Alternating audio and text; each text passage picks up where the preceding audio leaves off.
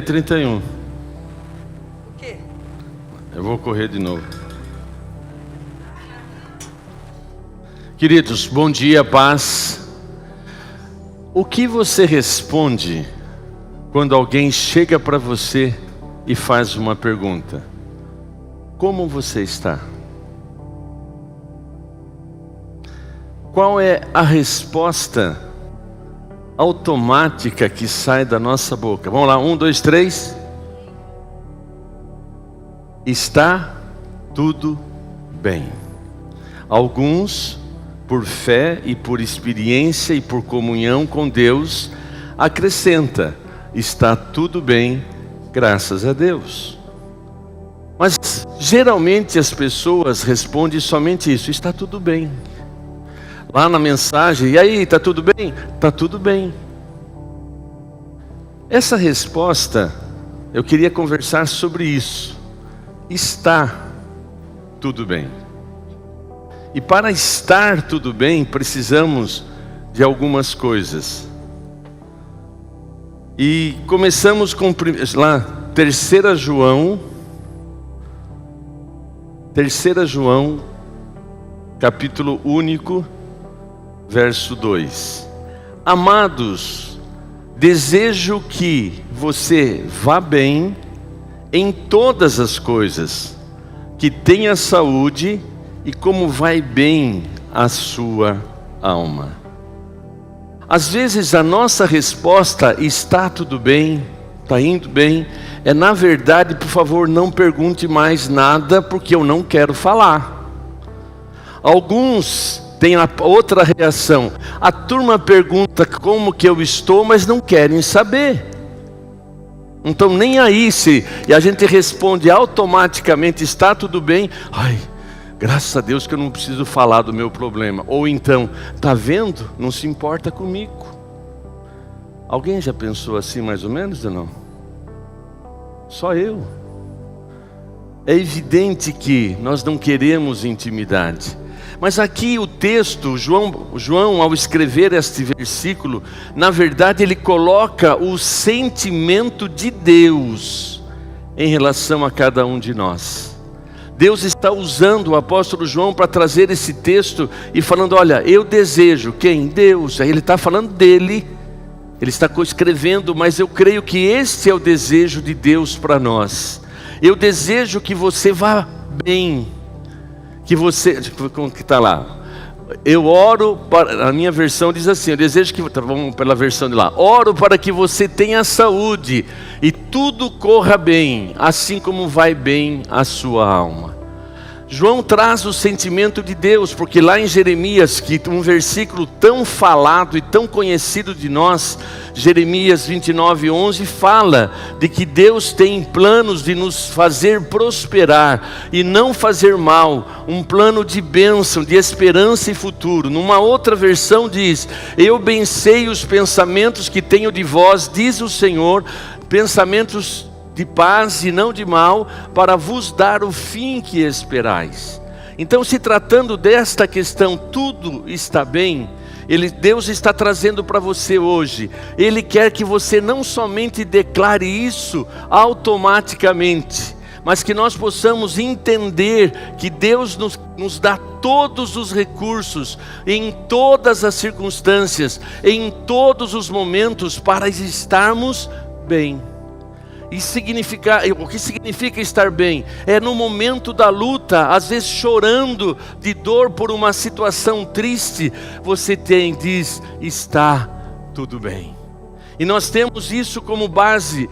E olha bem, eu quero destacar aqui um texto que vocês conhecem muito bem, lá de Eliseu, aquela sunamita. Ela chega e recebe Eliseu, prepara um quarto para Eliseu. Deus usa a vida de Eliseu para trazer uma palavra de bênção para ela gerar um filho. E o filho nasce e está tudo certo, de repente morre. E ela fica tão desesperada e fala para o marido: olha, manda preparar um jumento, porque eu vou ter com o homem de Deus. Ela se esforçou, e tinha lá no Monte Carmelo, chega e o Geazi, que é o servo de Eliseu, vê: olha, está lá a sunamita. Vai lá e pergunta como é que ela está. E ele é bem abrangente na pergunta, porque ele pergunta do marido, pergunta do filho, ele pergunta de detalhes para ela. E a resposta daquela mulher: vai tudo bem.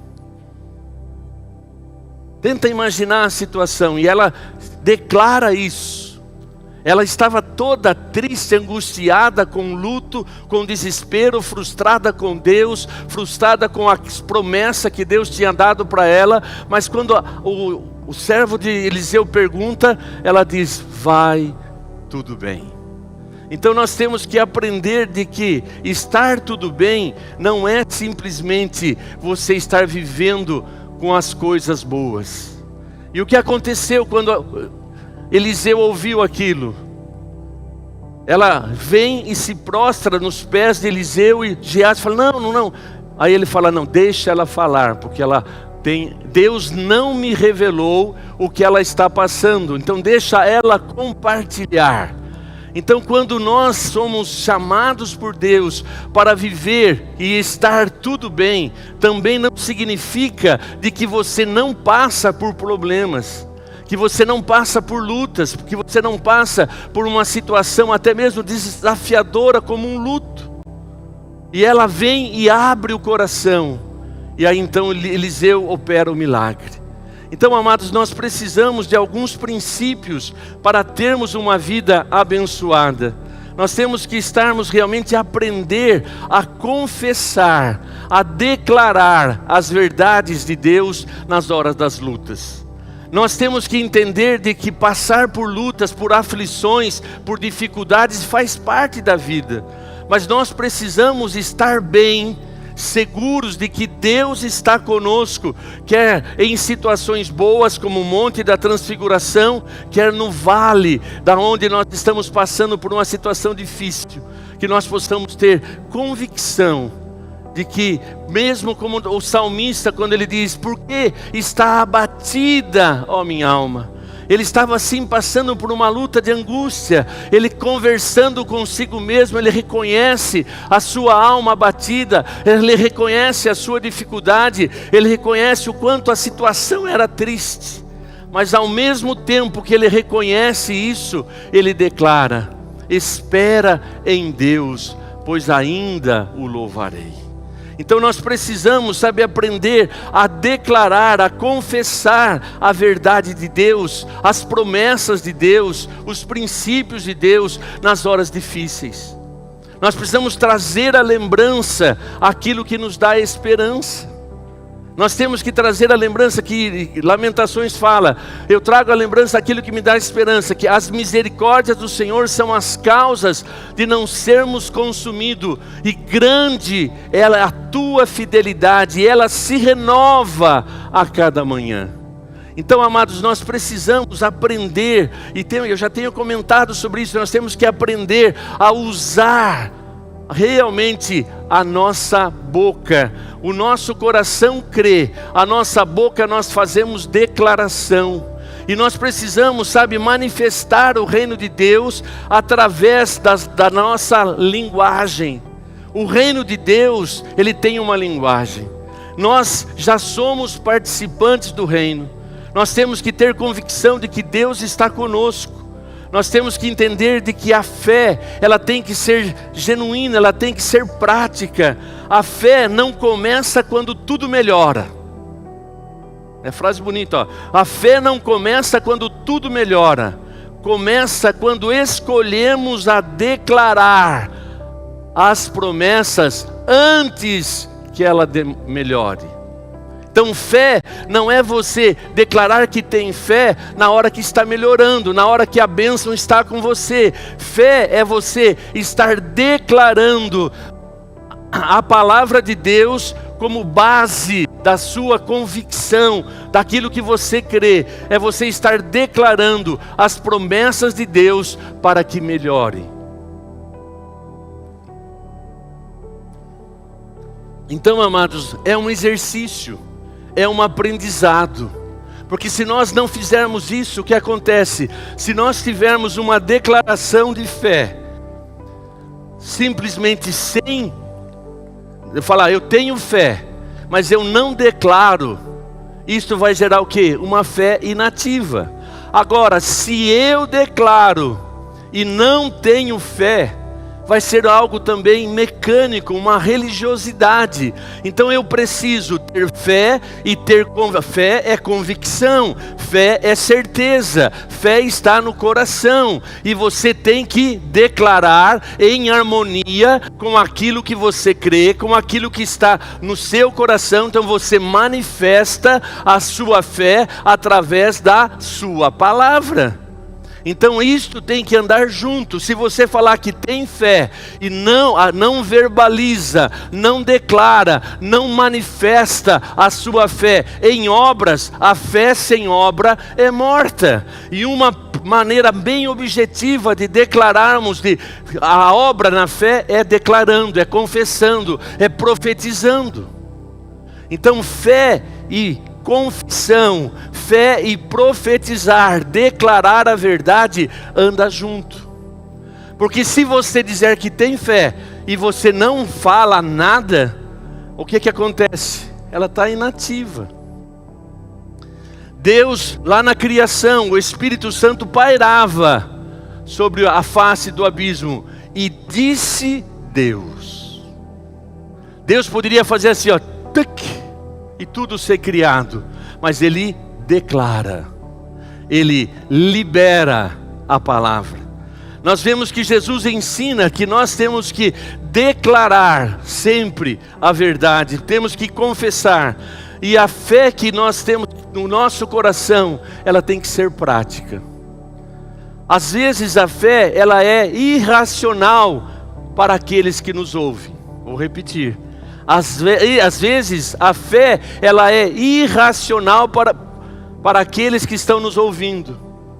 Mas a fé é você declarar as promessas de Deus numa situação aonde você já não tem mais controle, aonde a situação é difícil de encarar, mas você declara. Tu vai falar assim, mas como assim? Olha, por fé eu estou declarando que agora já não sou mais alguém perdido, agora sou filho de Deus. Você declara uma verdade. Aí eu me lembro muito bem quando eu cheguei na igreja e a pessoa falou, agora eu sou filha de Deus, eu tenho o Espírito Santo.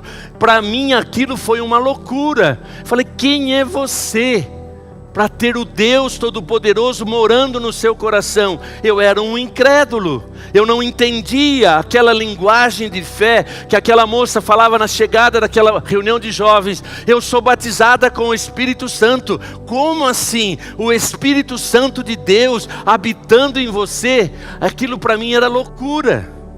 Quando você diz, não, eu estou confiante que Deus está comigo, Deus é o meu refúgio e fortaleza, socorro bem presente na angústia. Aí você fala assim, mas as pessoas não entendem. Nós vemos isso lá em Jó. Jó tinha a convicção de quem era Deus. Ele era um homem temente a Deus. E de repente ele está numa situação caótica, ele perde filho, perde tudo. E a sua mulher, a sua esposa, não compreendia a fé de Jó, ao ponto de chegar a falar, Jó, amaldiçoa o teu Deus e morre, me livra desse sofrimento. E Jó olha para ela e diz, louca, Deus deu, Deus tirou, Deus é Senhor da minha vida. Então a declaração de fé para as pessoas que não conhecem é loucura. Mas é loucura você dizer que ao morrer aqui você vai para os céus. Quem é você para dizer que vai para os céus? Olha, está escrito que todos quanto receberam, deu-lhe o poder de serem feitos filhos de Deus. Então eu sou filho de Deus, está escrito, João 3,16, Deus amou o mundo de tal maneira que deu seu Filho unigênito, para que todos que nele crê, não pereça, mas tenha vida eterna. Então eu declaro, eu confesso, eu anuncio, eu trago à luz aquilo que está no meu coração. Aquela mulher estava totalmente desesperada, mas ela declarou, está tudo bem. Mas isto leva o profeta a trazê-la, então, e ela vai abrir o coração, e aí Deus traz a resposta. Nós temos que, amados, ser mais prático na nossa fé. Eu te pergunto, como vai ser 2026 para você? Como vai ser? Ah, Carlos, pelas notícias vai ser um caos. Pelas notícias que eu vejo, calma. Eu pergunto, você vai viver pelas notícias ou pela palavra?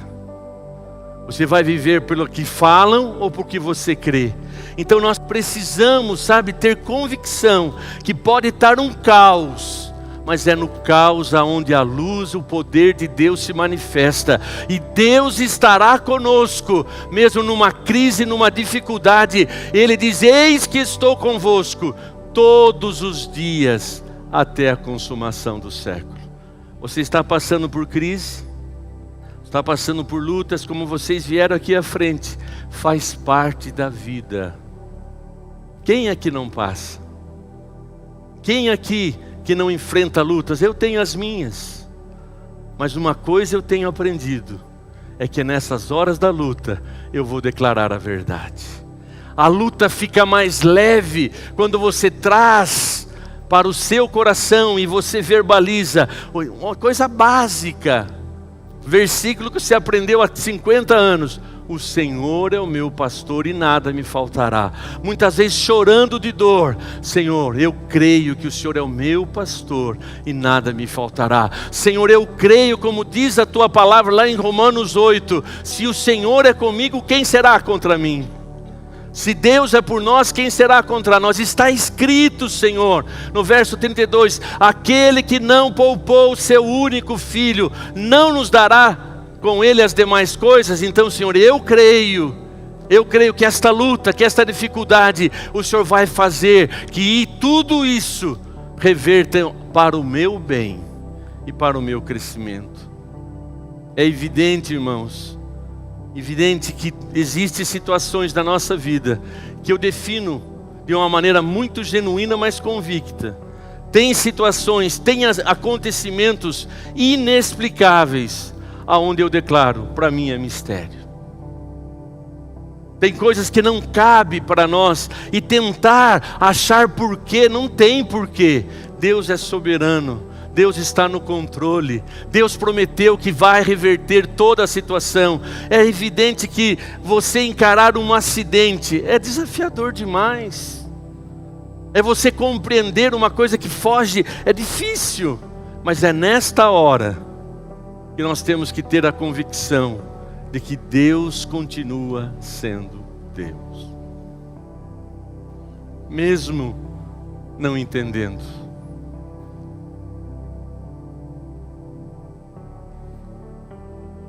Mesmo quando você perde, mesmo quando você vê um ente querido partindo de uma maneira assustadora. Às vezes uma pessoa que está bem hoje, amanhã parte. Eu me lembro do caso do nosso amigo Carlinhos. Para mim foi assustador a maneira que ele partiu. Eu estava em Jundiaí, a Leila me liga. Olha, ele passou mal e está no hospital. Aí liga a Vera, ele morreu. E alguns de vocês vocês tiveram isso na própria vida. Tenta explicar. Não tem explicação, a não ser Deus é soberano. Sadraque, Mesaque e Abednego, lá naquela situação onde eles foram desafiados para a fornalha. Porventura poderás o seu Deus te livrar? Ó rei, vou dizer uma coisa, Deus pode. E se Ele me livrar, aleluia. Se Ele não nos livrar, louvado seja Deus, porque Ele continua sendo Deus, porque eu não vou me prostrar diante de Ti, ó Rei. Então, amados, esta convicção de fé, nós temos que exercitar isso. Nós temos que, renovar a nossa mente. Pare de usar a sua boca para reclamar. Pare de usar a sua boca para lamentar. Pare de usar a sua boca de falar mal de si mesmo. Pare. Ai, tá vendo? Eu sou uma porcaria mesmo. Tá vendo? Eu não consigo. Tá vendo? Nada dá certo. Pare. Comece a declarar a verdade. Lá em Números 13, fala dos 12 espias que foi mandado para sondar a terra. Os 12 viram que a terra era maravilhosa.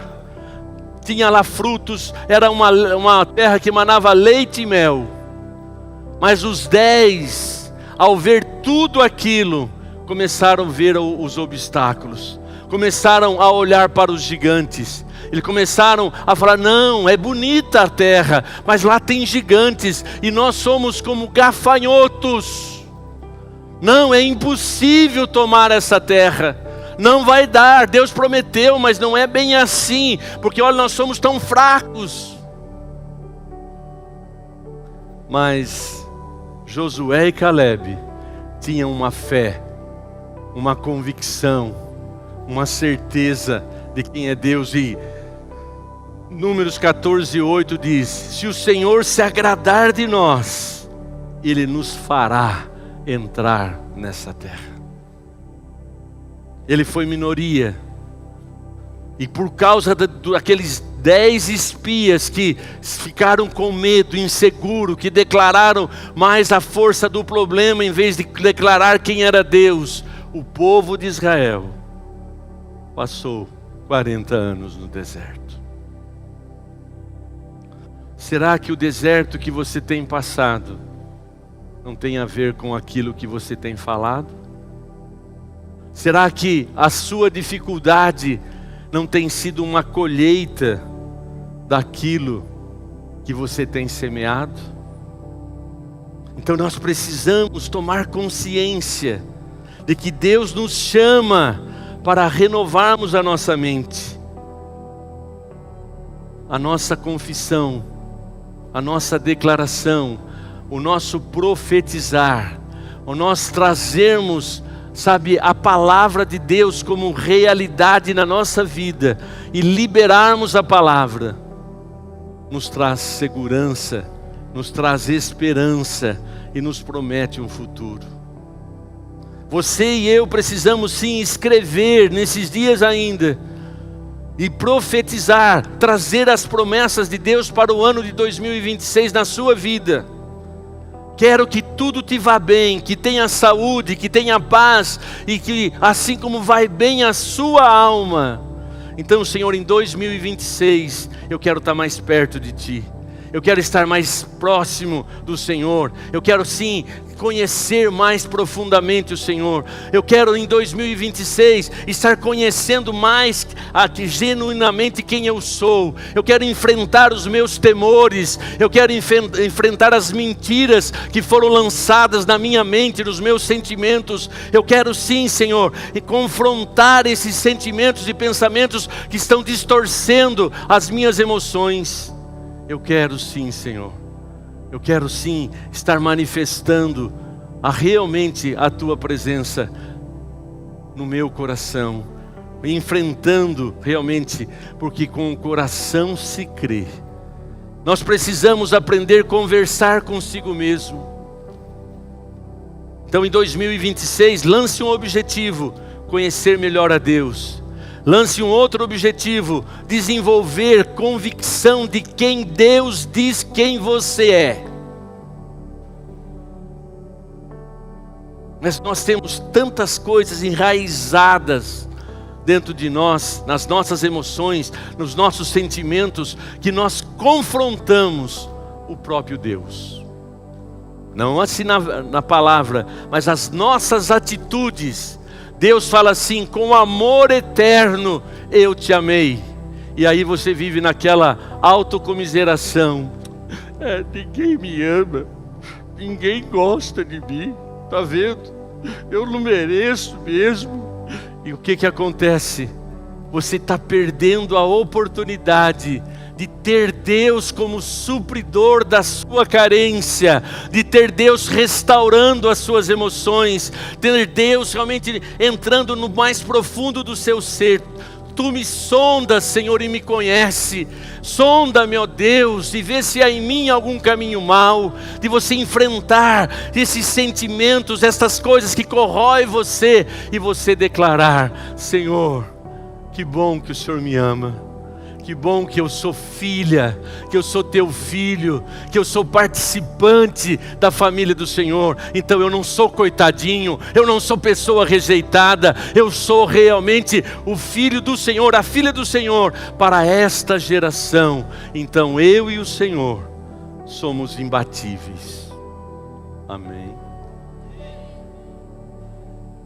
Só que nós olhamos para a nossa mazela, olhamos para a força do nosso braço, e quando olhamos para nós alimentamos sentimentos, culpa, nós alimentamos mágoas, nós alimentamos sentimentos ruins, ira, raiva, espírito de vingança, porque você não confronta os seus sentimentos. Então em 2026 seja objetivo, realmente tenha o propósito de estar conhecendo profundamente a Deus, de estar realmente chegando mais perto.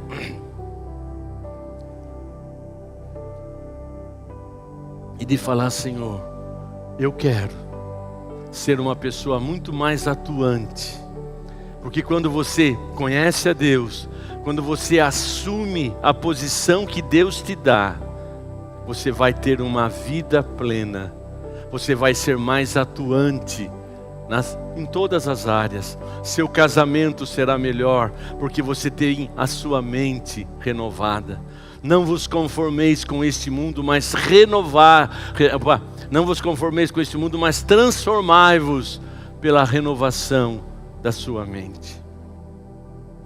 Como está seu casamento? Como está a sua vida financeira? Como está o seu trabalho? Como está a sua vida, espírito, alma e corpo? Como que você tem se olhado?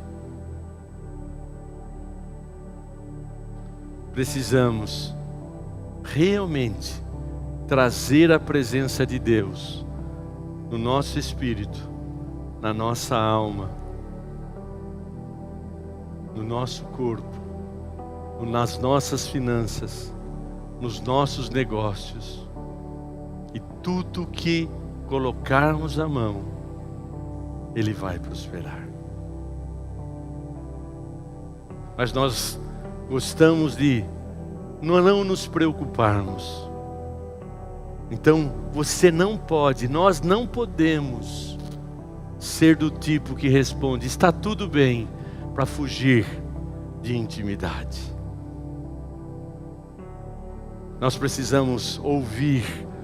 Deus pergunta para mim e para você: como que você está? O que queres que eu te faça? Nós não temos intimidade com Deus ao ponto de estarmos ouvindo esta pergunta dele.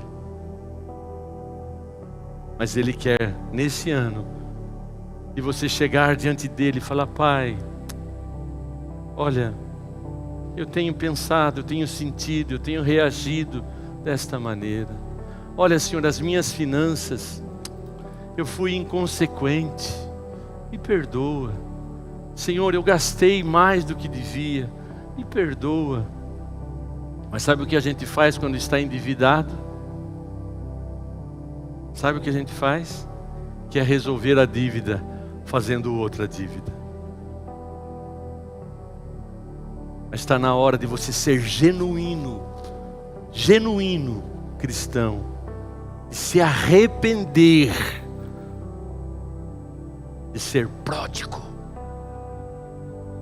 O que é pródigo? Gastar demais. E você ter intimidade com Deus e dizer: Senhor, me perdoa, porque eu estou usando esse talento de maneira inconsequente. Só tem uma causa, ou algumas causas, mas a pior causa do endividado é gastar mais do que ganha. Tem que se arrepender disso. Você tem que ter intimidade com Deus, de rasgar o seu coração, dizer: Deus, eu não quero mais suprir as minhas carências comprando. Senhor, vem suprir as minhas carências. O endividado, ele gasta o que tem e o que não tem para agradar quem nem conhece.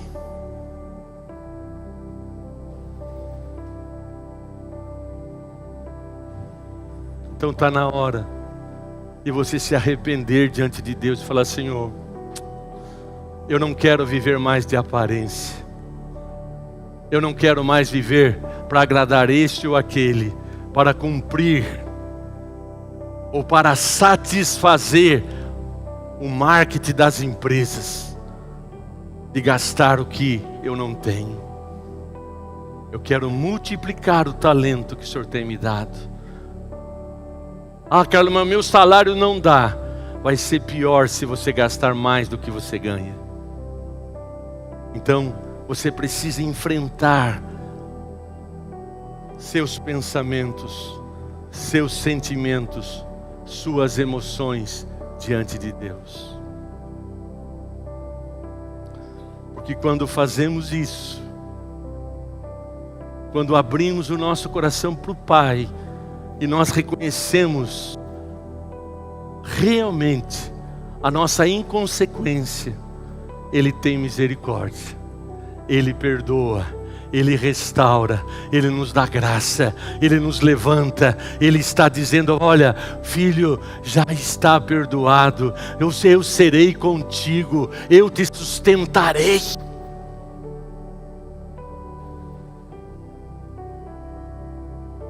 Preste atenção. Tem uma frase chocante que eu ouvi e me choca. Nós temos a vida que merecemos.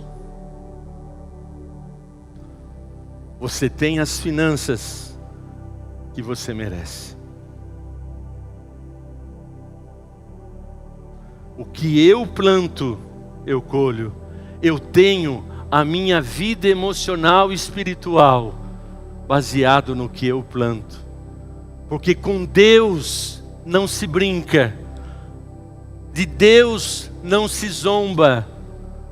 Tudo, põe lá Gálatas 6:10. Tudo que o homem planta, ele colhe. Ninguém é culpado do seu fracasso. Ninguém é culpado pela vida que você tem. Mas Carlos, eu fui apunhalado pelas costas. Eu fui realmente traído de uma maneira absurda. Eu te pergunto, esta mágoa, esta revolta, este espírito de vingança que vem depois da mágoa, vai continuar no seu coração? Ou você vai lá para o quarto e vai dizer: Senhor, está doendo. É um absurdo que esta pessoa me fez. Eu não merecia, Senhor, porque o Senhor fala tudo. Mas você tem que tomar a decisão certa. Você tem que semear a semente certa e dizer: Senhor, assim como o Senhor me perdoa, eu perdoo. Você já sabe a palavra que eu vou falar, né? Esse estrupício. Porque enquanto você não perdoa, o seu coração vai corroer. E você vai ter a vida que a mágoa, que a revolta está gerando em você. Quem quiser vir após mim, negue-se a si mesmo, tome a sua cruz e siga-me. Amados, nós precisamos trazer a palavra de Deus na nossa vida. E tem um versículo lá em Isaías, me foge a lembrança, acho que 55, que diz: não gaste o seu dinheiro naquilo que não é pão ou daquilo que não te satisfaz. Isaías 55, lá fala: não gaste seu dinheiro em coisas absurdas. Pare de culpar o governo, pare de culpar a sua pensão do INSS, pare de culpar. Deus é Deus de milagre, e Ele vai te dar condições para com você, com um pouco, bem administrado, Deus vai operar milagres. Comece a ter um objetivo em 2026. Senhor, neste ano, eu preciso de um milagre. Mas quando chegar dia 31 de dezembro de 2026, eu não vou estar mais com dívida. Eu me lembro. Desculpa, vocês já ouviram. Mas teve uma fase na minha vida que eu tinha os meus cartões. Eu chegava algumas vezes para pagar, não dava. Eu financiava o cartão. E foi indo, um abismo chamando outro abismo. E eu cheguei diante de Deus. Falei: Deus, por favor, me socorre. Mas toda vez que eu pegava aquela fatura, eu rasgava e falava: Mamon, Mamon é o Deus da riqueza, é o Deus do dinheiro errado, não da riqueza genuína.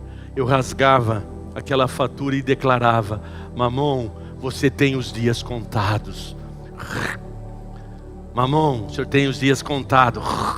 E negociava. Eu não deixei meu nome ser sujo, sempre buscava meios, porque o cristão não tem que ser caloteiro. Teve uma época que tinha até cristão fazendo isso.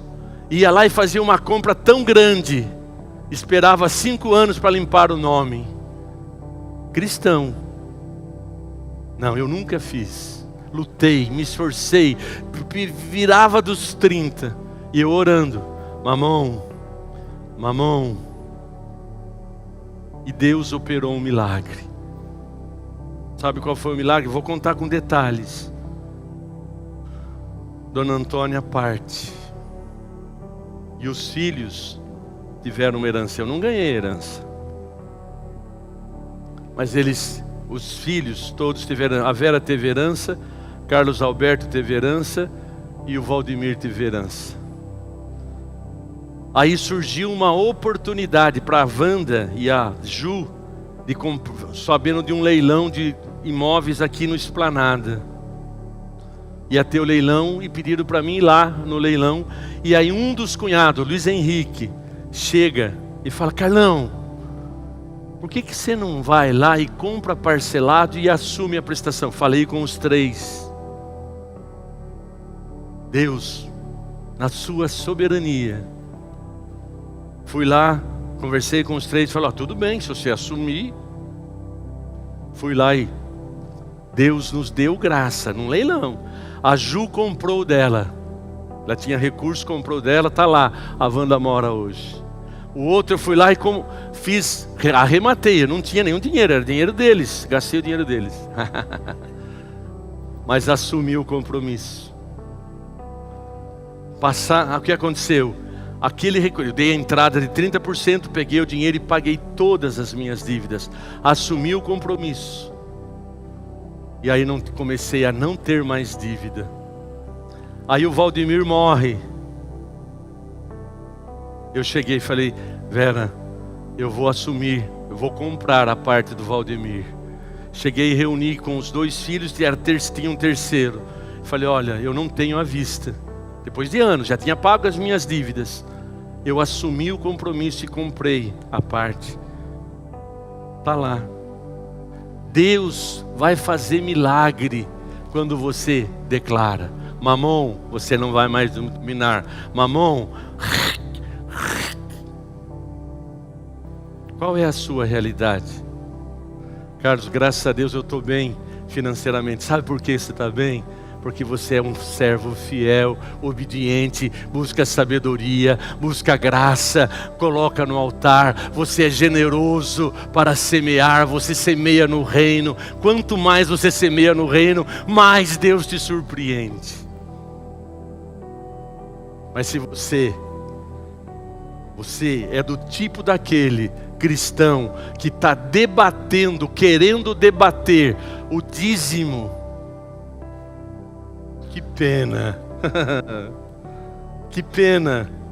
É do velho, é do novo. Pode, é obrigado, não é obrigado. Eu te pergunto, cara, você, esse tipo de pessoa, não você. Chega e pergunte para essa pessoa: vai ele fazer parte de uma associação, de um clube, de qualquer coisa, de um partido?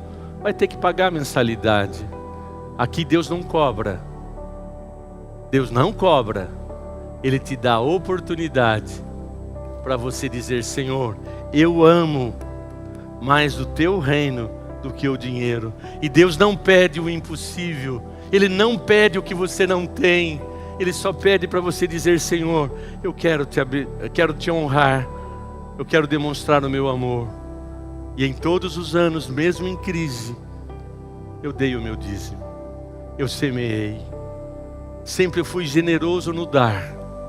Lógico, dentro das minhas necessidades. Tinha mês que era moedinha.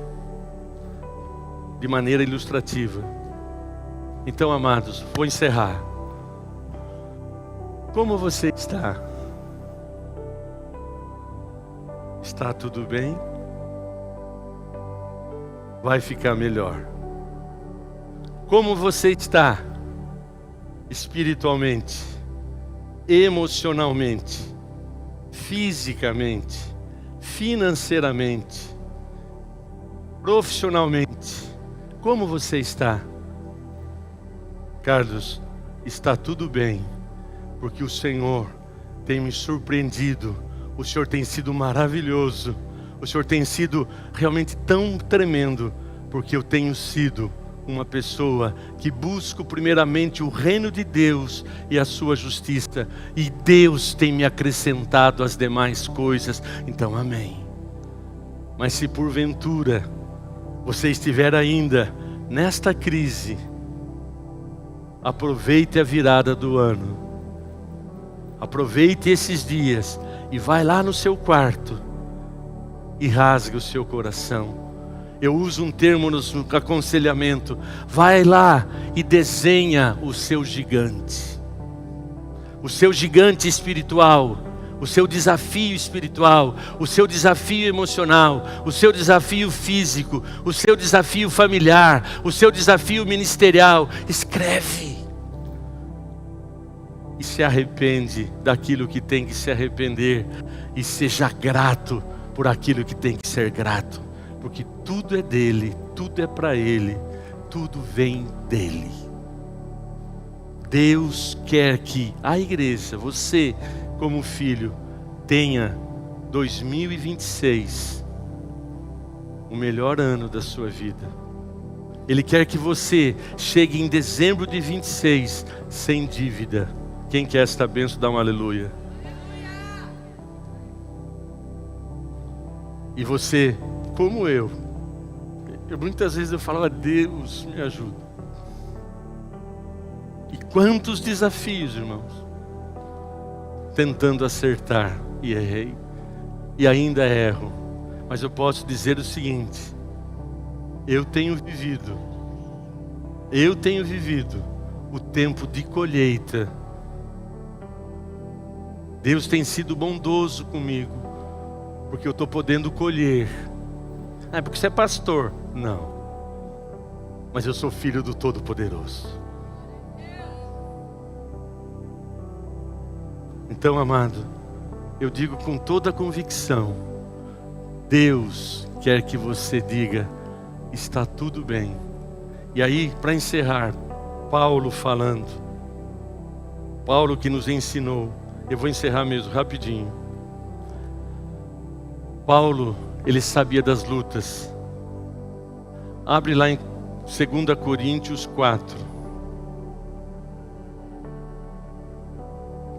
8. De todo lado somos pressionados, mas não desanimados. Nós temos pressões, mas não desanimados. Ficamos perplexos, mas não desesperados. Somos perseguidos, mas não abandonados. Abatidos, mas não destruídos. Paulo, ele declara no versículo 13: Cri, por isso falei. Com esse mesmo espírito de fé, nós também cremos e por isso falamos. E aí Paulo declara lá em Filipenses: posso todas as coisas naquele que me fortalece. Quem gosta desse versículo, dá um aleluia. Tudo posso naquele que me fortalece. Mas vamos ler o 12, que é o anterior desse versículo. Eu sei o que é passar necessidade. Eu sei o que é ter fartura. Aprendi o segredo de viver contente em toda e qualquer situação. Seja bem alimentado, seja com fome, tendo muito ou passando necessidade. Então não é um evangelho de uma falsa prosperidade. Mas aí ele declara: tudo posso naquele que me fortalece. Eu posso ir até Deus, rasgar o meu coração e dizer: Senhor, eu preciso de socorro, eu preciso de ajuda, eu preciso de mais de Ti. Senhor, estou sendo perseguido, mas eu não sou desamparado, porque o Senhor é o meu refúgio e fortaleza, socorro bem presente na angústia. Queridos, eu não estou aqui trazendo um evangelho barato, mas estou aqui desafiando você a assumir a responsabilidade pela sua vida e de você verdadeiramente praticar o Salmo 37, 4 e 5. Deleita-te, quer dizer, se lança, joga tudo, coloca tudo, deleita-te no Senhor. Quer dizer, rasga o coração. Aquela mulher rasgou o coração diante do profeta. Deleita-te no Senhor e Ele concederá o desejo do teu coração. Entrega o teu caminho ao Senhor, confia nele e o mais Ele fará. Amados, como você está?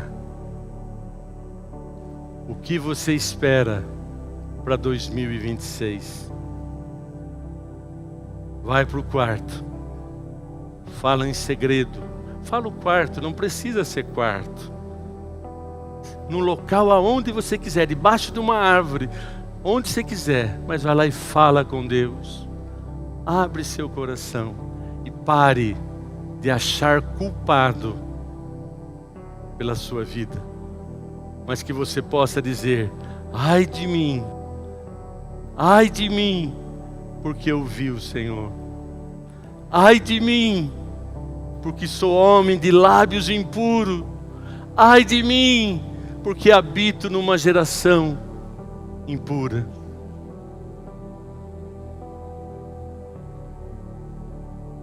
Mas Isaías vê um anjo vindo do altar com uma brasa. Deus vai cumprir a promessa dele na minha vida. Vai, repita comigo: Deus vai cumprir a promessa dele na minha vida. Amém? Agora, eis que coloco diante de ti caminho de bênção, ou caminho que a gente não gosta nem de falar, mas está lá em Deuteronômio 28. Caminho de bênção caminho de maldição. Se eu obedeço, tenho vida e vida abundante. Se eu sou humilde para me arrepender quando erro, Ele me perdoa. Se eu sou humilde para reconhecer que sou limitado, que tenho fraquezas, eu tomo posse das promessas. O Espírito Santo me assiste em minhas fraquezas. Mas se eu sou o dono da verdade, tenho o meu ponto de vista, eu tenho a minha opinião, eu faço do meu jeito e não estou nem aí com ninguém,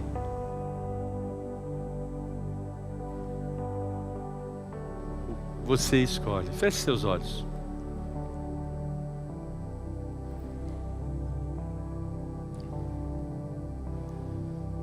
Essas verdades têm me inquietado, queridos. Mas eu tenho escutado o conselho de Paulo. Cuida de ti mesmo e da doutrina. Sendo assim, eu vou ser salvo, mas aqueles que me ouvem também serão abençoados. Jamais, querido, esta palavra é para trazer abatimento, mas esta palavra é para trazer um futuro e esperança que Deus tem para você. Eu quero que você vá bem, que tenha saúde e que tenha prosperidade, diz o Senhor. Eu, o Senhor, tenho planos de fazê-los prosperar e não lhe causar dano. Eu, o Senhor, tenho um plano, tenho um futuro e tenho esperança para compartilhar com você. Então que nesta manhã você possa assumir, falar: Pai, eu assumo que tenho andado no meu entendimento, na minha opinião, mas nesta manhã eu quero reconsagrar a minha vida. Eu quero, Senhor amado, assumir a minha responsabilidade de ouvir a Tua palavra e colocá-la em prática. Eu quero assumir a responsabilidade de obedecer os Teus ensinamentos. Eu quero assumir a responsabilidade de pedir perdão, de me perdoar. Eu quero assumir a responsabilidade de perdoar quem tem me ofendido.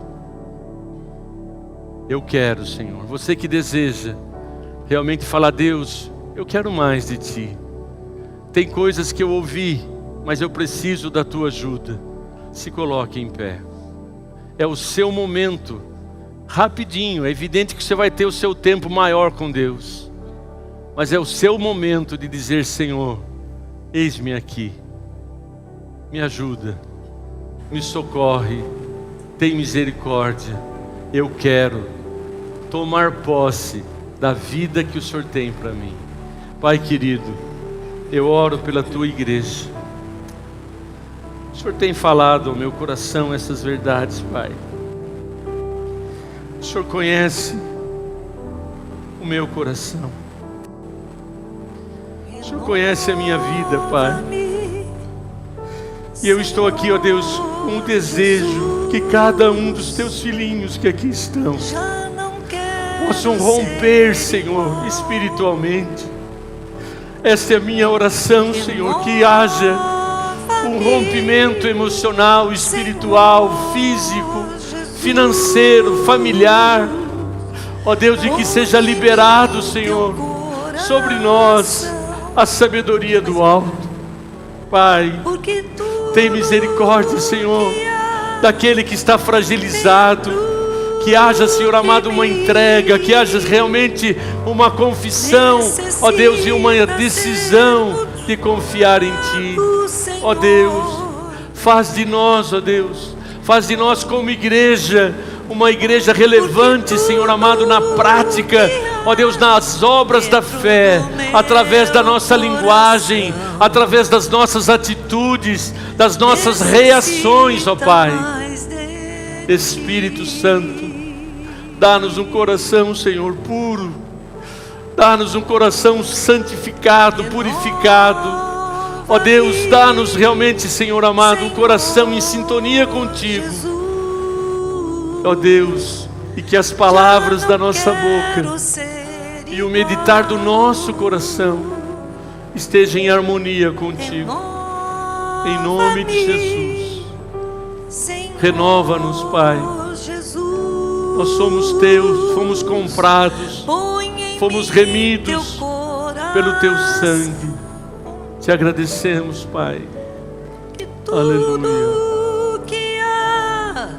Dentro de mim necessita ser mudado, Senhor. Ó Deus, eu quero mais de Porque ti, Senhor. tudo que há dentro do meu coração Obrigado, Jesus. necessita mais de ti. Necessita mais de ti. Aleluia. Necessita mais de ti. Ore assim comigo agora. Senhor Jesus, eu ouvi a tua palavra. Eu reconheço, Senhor, que eu preciso de ti. Eu sei, Pai, que o Senhor não desiste de mim. É o teu propósito de me fazer uma pessoa realizada, abençoada, vai se cumprir, porque sou teu filho. Fui comprado não por ouro nem por prata, mas pelo precioso sangue de Jesus. Eu te peço perdão, Senhor, mas eu tomo posse das tuas promessas. Amém. Queridos, amo vocês.